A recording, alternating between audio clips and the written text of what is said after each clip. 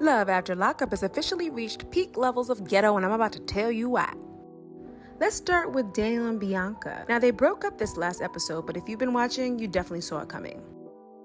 It all started when Bianca caught Daniel at the bar, and then she tried to pick him up and save him and whisk him back home. But Daniel's already reached his breaking point. While they were driving back home, he says he had to get away from Bianca because she kept complaining.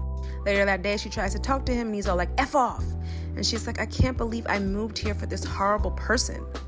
In another scene, Dan tries to make things right, but it goes completely wrong.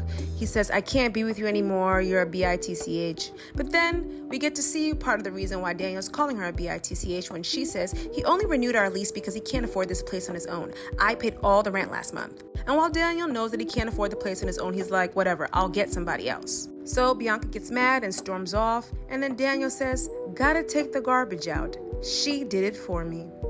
Next up, we've got the ghettoist, Brooke and JK. Now, last episode, Brooke had a pregnancy scare. So this episode, she's like, you want these pregnancy results? And Maury said, you are not the father. And Brooke's like, I know you're happy. And the family is just so excited. But Brooke, she's sad. I want a family with JK one day, she says. But JK's like, we gonna be all right, okay? I'm gonna marry you one day, girl. But I'ma just leave this here. In a confessional, JK gets a call from his ex-girlfriend, Alex. She's like, you know how many times you done told me, oh, we're done, I'm leaving, it's over? And while his mouth says no, the look on his face says, yeah, I'll definitely be back.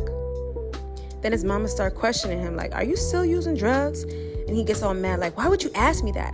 But later, in another confessional, he reveals, temptation is hard. That pretty much confirms that he's still on that rock, but we kind of already knew that. And that's all the ghetto for this week's episode. Make sure you follow for more.